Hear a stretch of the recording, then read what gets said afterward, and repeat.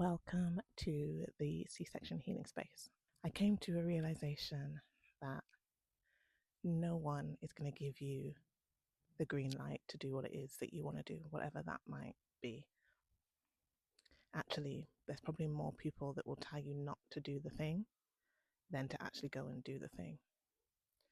Most people stay in the safe space, and it's understandable. That's what society kind of teaches us, to stay safe. Staying safe can look like staying in the relationship, staying in the job, staying quiet, people pleasing, don't ruffle any feathers, don't ask for the raise, just stay small, basically. And most people will stay there. There's most likely something inside of you that wants more. And no one is going to give you permission to do it. And you don't need anyone else's permission but your own. You need to give yourself the permission to do what you want to do.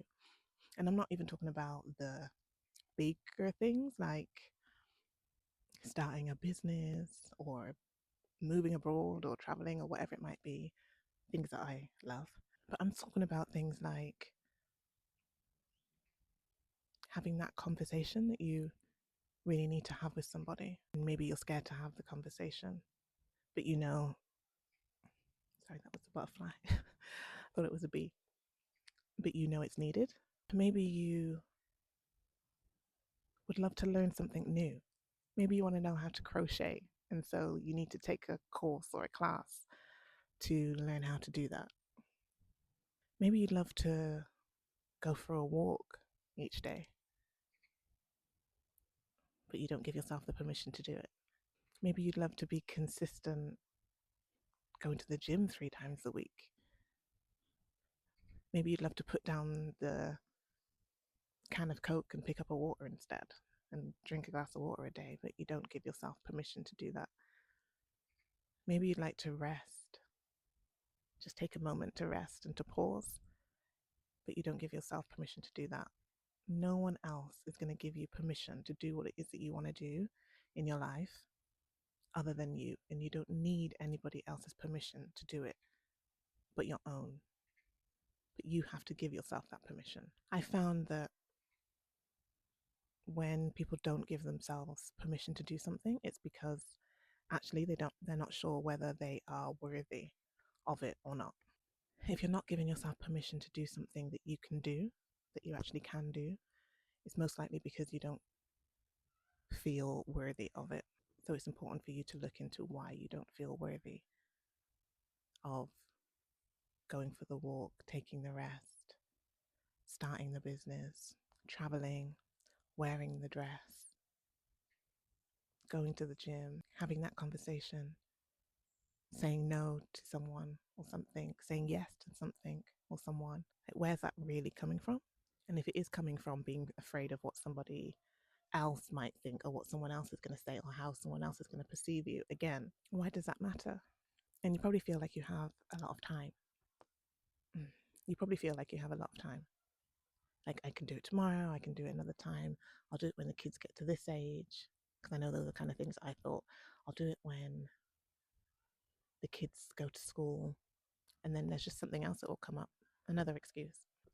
I have to finish the rest of the walk, the rest of the video, walking, as where I was sat, a load of school children just came and you wouldn't have been able to hear me. So I remember when my kids were young, so they were 4, and I remember thinking, it's all going to be fine once, like, they're both in school. Like, I'll be fine. I'll be able to do all the things I want to do when they go into school. And then I was pregnant again, and that went out the window. And I remember thinking, it's okay. When he goes into, so my third, when he then goes into nursery, I can live my life then. I'll have more time, like when he goes into nursery. And he hated nursery to the point that we had to take him out. It was really difficult for him. We later found out he has autism, but at the time, and he we found out that he couldn't hear, um, but we didn't know that at the time. We just knew that he absolutely hated nursery, so he had to come out. So I was like, right, okay. Once we got his hearing sorted, he can hear now. Got his hearing sorted and everything. You could go back to nursery. I was like, that's okay, so I can start to get my life together a bit more now that he's in nursery. And I could have now. We found him a special school for autism that he's going to go to, and I could have said to myself, well, I can get my life together then once he goes to this special school, but I now know better, that I have it in the back of my mind. Obviously I hope that he loves the school. Fine. He gets speech and language therapy and occupational therapy each week, and I hope he enjoys it. But I also have in my head that he may not, and that if he doesn't, he'll have to come home and he'll be home educated. But the point of this is that there's always something. There is always a reason to put yourself last. You think you have the time, like when this happens, when that happens, when this happens. Don't wait for things like that, because there's always another reason. Find yourself worthy enough to do it right now. Do that thing that you want to do right now, the thing that's going to make you happy, whatever that is. Learning the new skill, having the conversation, going for the walk, drinking the water, seeing your friends, being more social.